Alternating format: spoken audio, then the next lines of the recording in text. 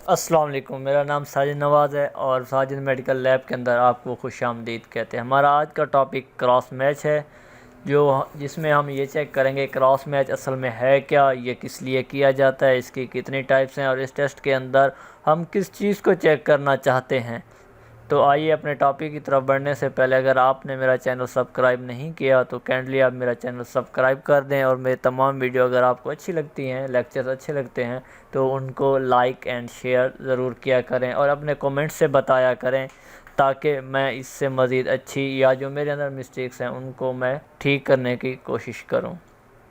Cross match असल में है क्या?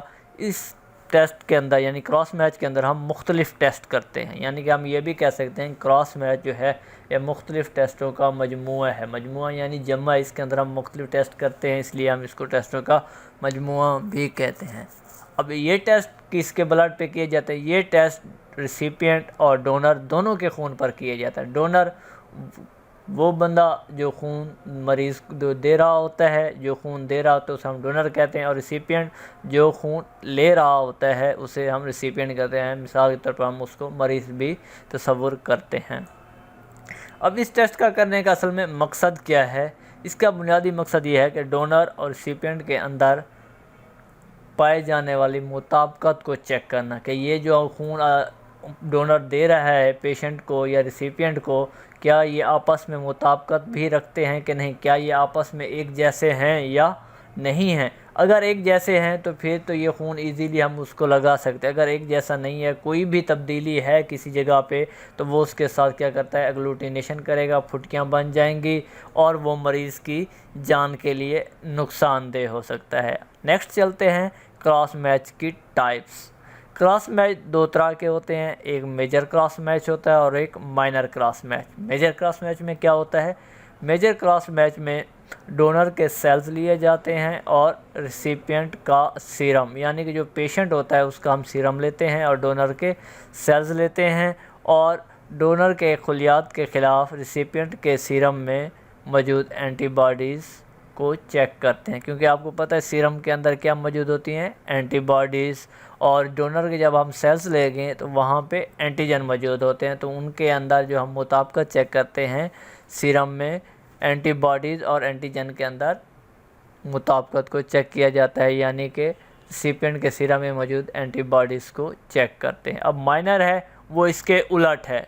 मेजर में हमने डोनर के सेल लिए थे, मगर माइनर में हम डोनर का सीरम लेते हैं और रिसिपिएंट के सेल्स लेते हैं। अब इसमें हम क्या होगा, रिसिपिएंट के खलियात के ख़िलाफ़ डोनर के सीरम में जो मौजूद एंटीबॉडीज़ होते हैं उनको चेक करते हैं। ये बात आपको समझ आ गई। मेजर और माइनर दोनों एक दूसरे के उलट हैं। मेजर में हम डोनर के सेल्स लेते हैं और माइनर में हम डोनर का सीरम लेते हैं। आगे चलते हैं, इसको कंपैटिबिलिटी टेस्ट भी कहा जाता है। कंपैटिबिलिटी का मतलब होता है मुताबिकत, यानी कि ये एक दूसरे से मुताबिकत रखते हैं, मैच करते हैं या नहीं करते। अब इस क्रॉस मैच को कह लें या फिर कंपैटिबिलिटी टेस्ट कह लें, ये 3 मराहिल में मुकम्मल होता है, यानी क्रॉस मैच को मुकम्मल करने के लिए 3 मराहिल दरकार होते हैं। अब फर्स्ट मरला कौन सा है, या फर्स्ट स्टेप को हम क्या कहेंगे, सिलाइन फेज़। फर्स्ट जो है वो है सिलाइन फेज़, सेकंड है अल्ब्यूमन फेज़ और थर्ड है कॉम्ब फेज़। अब देखते हैं डिटेल के साथ कि सिलाइन फेज़ में हमने क्या करना होता है, कॉम्ब फेज़ में क्या करना होता है और अल्ब्यूमन फेज़ में क्या करना होता है। लेकिन एक बात मैं आपको यहाँ पे बहुत अहम है वो बताता चलूँ, अगर इन तीनों में से कोई भी फेज़ कहीं पे भी प्रॉब्लम होती है तो हम अगली स्टेप छोड़ देंगे और वहीं पे ब्लड का जो क्रॉस मैच है वो रोक देंगे और हम नए डोनर का इंतखाब करेंगे। उसके लिए हम कोई नया डोनर सेलेक्ट करेंगे।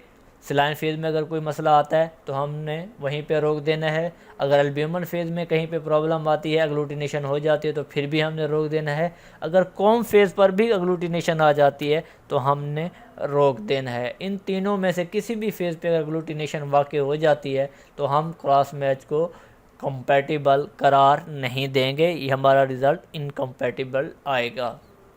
चलते हैं सलाइन फेज़ की तरफ।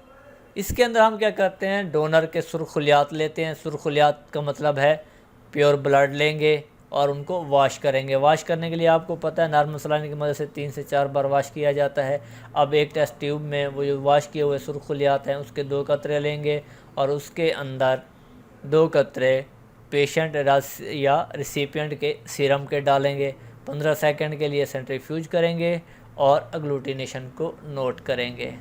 अब 2 कतरे क्या हैं, वॉश किए गए डोनर के सेल्स, ठीक है, डोनर के जो सेल्स थे हमने जो सुर्खलियात थे वो वॉश किए।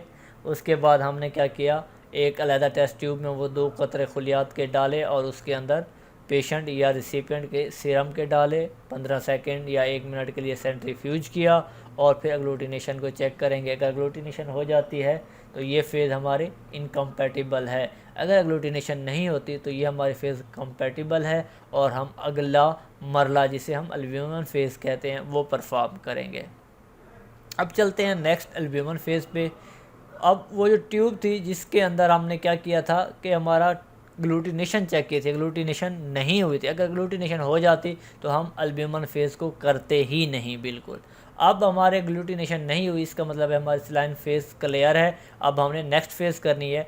अब वो जो अलहदा से टेस्ट ट्यूब ली थी जिनको हमने सेंट्रीफ्यूज किया था, ग्लूटिनेशन चेक की थी, ग्लूटिनेशन या हिमोलाइसिस नहीं हुआ था, उसी के अंदर 2 कतरे 22% बोवेन एल्ब्यूमिन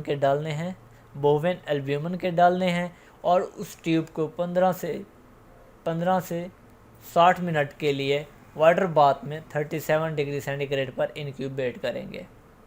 बात समझ आ गई? 15 से 60 मिनट के लिए वाटर बाथ पर इनक्यूबेट करेंगे और टेम्परेचर क्या होना चाहिए, 37। अब इसी ट्यूब को 15 सेकंड के लिए दोबारा सेंट्रीफ्यूज करेंगे और फिर अग्लूटिनेशन या हीमोलाइसिस को चेक करेंगे। अब पिछले के अंदर हमने क्या मुताबिकत चेक की थी या किस चीज़ को चेक किया था, सलाइन फेज़ के अंदर हमने पेशेंट और सीरम के अंदर मुताबिकत, पेशेंट और डोनर के अंदर मुताबिकत चेक की। अब हमने बोवेन एल्ब्यूमिन फेज़ के अंदर बोवेन एल्ब्यूमिन को डाला, इसके अंदर हमने मुताबिकत चेक की है। अगर ग्लूटिनेशन हो जाती है तो ये हमारा जो फेज़ है, ये जो स्टेप है इनकम्पैटिबल है, यहाँ पे हम रोक देंगे और नए डोनर का इंतखाब करेंगे। अगर यहाँ पे ग्लूटिनेशन या हिमोलाइसिस नहीं होती तो ये हमारा मरला जो है कामयाब है, कंपैटिबल है, लिहाजा हम नेक्स्ट मरला जो हमारा कॉम फेज़ है उसकी तरफ मूव करेंगे। अब चलते हैं लास्ट जो फेज़ है हमारा आखिरी मरला है उसकी तरफ, कॉम फेज़ की तरफ। अब टेस्ट ट्यूब में मौजूद खलियात को नॉर्मल सलाइन की मदद से 3 से 4 मरतबा वाश करें। आखिरी मरतबा वाश करने के बाद नॉर्मल सलाइन को मुकम्मल तौर पर ज़ाय कर दें। ठीक है, जो चीज़ें मौजूद थी उनको ख़त्म कर देना है। अब इन खलियात में 2 कतरे कॉम सीरम के डालें। कॉम सीरम के डालने के बाद, कॉम सीरम हम क्यों डाल रहे हैं, क्योंकि वो जो सेंसिटाइज हो जाते थे, जो सेल्स सेंसिटाइज हो जाते थे, हम उनको चेक करने के लिए कर रहे हैं कि क्या ये सेल्स सेंसिटाइज तो नहीं हो गए। अगर सेंसिटाइज हो गए हैं तो हो सकता है हमारा क्रॉस मैच गलत भी हो, या जब हम ब्लड लगाएं तो उसके अंदर ग्लूटिनेशन की वजह से पेशेंट को नुकसान हो सकता है। ठीक है, तो कॉम फेज़ ये उस चीज़ को चेक करने के लिए है। कॉम सीरम के 2 कतरे डालने के बाद हमने इसको दोबारा 15 सेकंड के लिए सेंट्रीफ्यूज करना है। उसके बाद दोबारा एग्लूटिनेशन चेक करनी है। अगर एग्लूटिनेशन नहीं नज़र आती तो क्रॉस मैच कंपैटिबल है। अब तमाम फेजेज़ हमारे कंप्लीट हैं और एग्लूटिनेशन तीनों फेजेज़ में नहीं हुई तो हमारा क्रॉस मैच मुकम्मल तौर पर कंपैटिबल है। अब जो डोनर है, डोनर का जो खून है रिसिपिएंट को लगाया जा सकता है। अब आप उससे ब्लड बैग मंगवाएंगे और जितना डॉक्टर ने हिदायत दी हुई है या जितना भी डॉक्टर ने प्रिस्क्रिप्शन पे के ऊपर लिखा हुआ है उतना आप उसका ब्लड निकालेंगे और उस ब्लड बैग को भी लेबल करके पेशेंट के हवाले करेंगे। मगर आपको एक मज़ीद पते की बात बताता जाऊँ, आपने पेशेंट का ओरिजिनल सैंपल और डोनर का ओरिजिनल सैंपल कम से कम 1 दिन के लिए लाजमी अपने पास महफूज रखना है। ये मैं आगे चल के आपको बताऊंगा कि ये मैं क्यों कह रहा हूँ। उम्मीद करता हूँ हमारा आज का लेक्चर आपको पसंद आया होगा। आप अपनी कीमती राय से मुझे ज़रूर आगाह करें। अगर मेरा लेक्चर आपको अच्छा लगा है तो काइंडली लाइक शेयर कर दें और मज़ीद ज़्यादा से ज़्यादा अपने दोस्तों को भी इस चैनल के बारे में बताएं ताकि उनका भी फ़ायदा हो सके। अगर आप लोगों को मेरे नोट्स की ज़रूरत है तो यहाँ पे हमारी एक वेबसाइट है, वहाँ पे तमाम नोट्स दिए गए हैं, लिहाजा आप वहाँ पे विज़िट करके इनको रीड कर सकते हैं।